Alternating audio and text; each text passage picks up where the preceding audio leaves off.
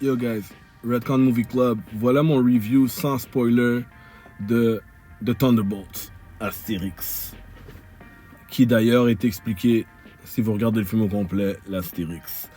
Comment j'ai trouvé le film? Honnêtement, c'est vraiment bon. C'est vraiment bon.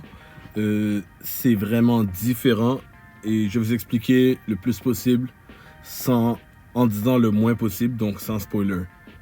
Pourquoi c'est aussi bon? Premièrement, c'est émotionnel. C'est un film d'émotion et l'action est jamais juste pour être spectaculaire.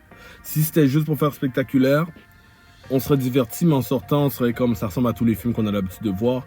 Ça switch les attentes, ça switch les façons de faire avec des personnages qu'on ne s'attendait pas à voir à l'écran. Donc tout est dans le... toutes vos attentes seront complètement... Ça va aller complètement dans une autre direction. Que ce soit la façon que l'action est utilisée, il y a toujours un moment, une raison pour laquelle cette scène se passe. Il y a toujours une évolution des personnages. Il n'y a jamais rien qui se passe pour rien. L'humour est jamais pour rien.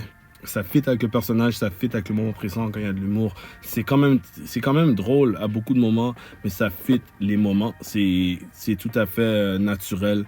La chimie des personnages qui sont vraiment pas faits pour être ensemble est vraiment naturelle et la raison pourquoi ils sont ensemble est vraiment naturelle.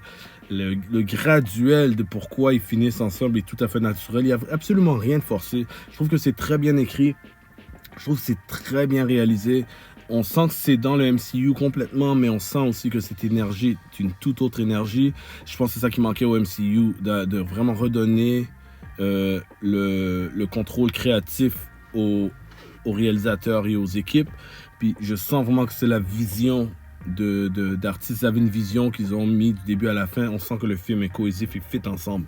Donc, pour de vrai, Thunderbolts Astérix est vraiment un bon film. C'est la bonne direction. On avait besoin de ça dans la MCU. La dernière fois que j'étais aussi content du MCU, c'est peut-être il y a 1 an avec Deadpool Wolverine. Puis je sens ce même feeling, mais pas pour la même raison. Deadpool Wolverine était beaucoup plus pour le côté divertissant, le côté fan service et le côté content qu'ils ont vraiment fait ce que je voulais qu'ils fassent par rapport à Deadpool maintenant dans le MCU chez Disney. L'action, plein d'autres éléments aussi, mais vraiment, toutes ces affaires-là, c'était du parfait fan service, parfait popcorn flick, tout. Thunderbolt est un film beaucoup plus deep.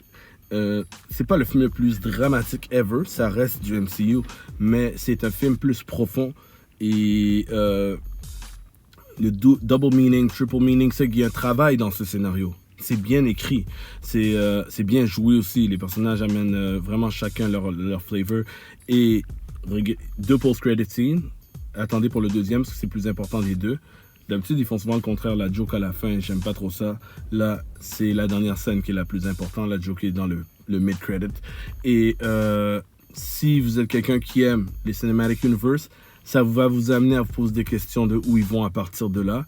Et c'est exactement ce que Marvel faisait bien dans le temps. On est comme, oh man, ça veut dire quoi maintenant pour la suite? Ça veut dire quoi pour Fantastic Four? Ça veut dire quoi pour Doomsday? Donc, même si le film est vraiment self-contained, il y a des implications maintenant. Une fois que le film est fini, il y a des implications pour la suite. Et ça, Marvel a besoin de ça. Ça va repartir des conversations. Le film est même conscient de certains choix. Il mentionne, vous allez voir peut-être un costume que vous allez trouver laid, puis là ils vont parler que le costume est laid. Je suis très at large là. Il y a des éléments, écoutez, même dans les credits il y a des choses à regarder. Ceux qui ont vu Falcon and Winter Soldier, il y a beaucoup d'indices dans les credits où il y avait comme des images qui vont faire réfléchir à des choses qui s'en viennent, des choses qui se passent une fois que le film est terminé.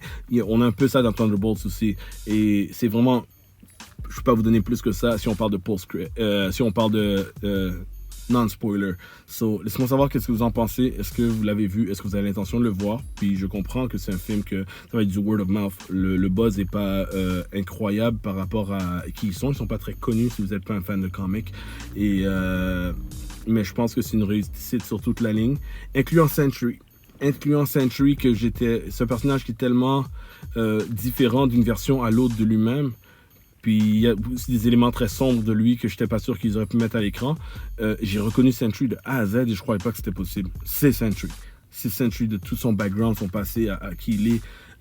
L'acteur, incroyable. Tous les acteurs sont incroyables aussi. Pour de vrai, tous les acteurs sont incroyables. Même ceux qui font moins ont fait une bonne job pour ce qu'on leur donne. Yelena est pas mal la principale. Elle est excellente. Comme toujours, parce qu'elle est toujours bonne, même dans les films moins bons ou les séries, peu importe, elle est toujours bonne dans ce qu'elle fait.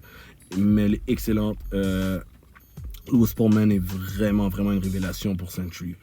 Et that's as much as I can say, man. No spoiler.